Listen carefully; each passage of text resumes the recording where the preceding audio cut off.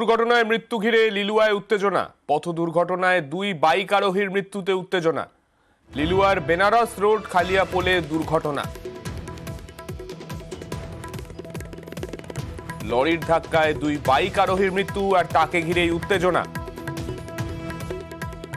আমাদের সঙ্গে রয়েছেন আমাদের প্রতিনিধি দেবাশিস। দেবাশিস, কি ঘটনা ঘটেছিল? গতকাল রাত্রি 10:30 থেকে 11:15-11টার সময় একটি বাইকে করে তিনজন যাচ্ছিল।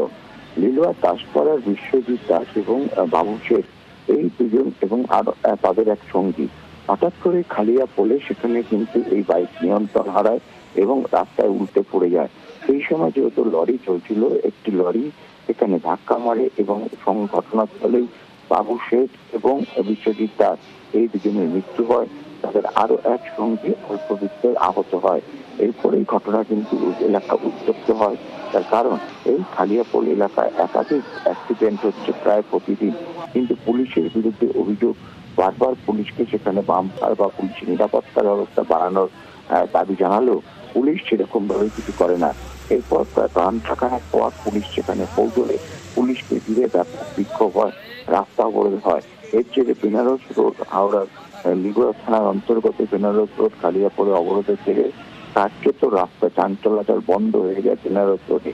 ঘটনাস্থলে পৌঁছায় বিশাল পুলিশ বাহিনী ও র্যাব। বেশ, ধন্যবাদ দেবাশিস।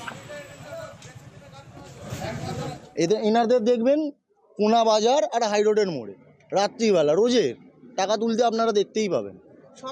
সকালবেলা দেখতে পাবেন। কোনোদিন 12টার পর থেকে আপনারা এই আমাদের পুনা বাজার আর হাই রোডটা দেখবেন, খালি 2 ভ্যান 3 ভ্যান পুলিশ দাঁড়িয়ে আছে অলরেডি টাকা তোলার জন্য। কিন্তু এই যে অ্যাক্সিডেন্ট হচ্ছে, আপনারা বলুন যে আমি এখান থেকে এই রাস্তায় বেরোবো, আমি হেঁটে বেরোচ্ছি, আমার উপর দিয়ে চাপিয়ে চলে গেল, কোনো কেস নেই।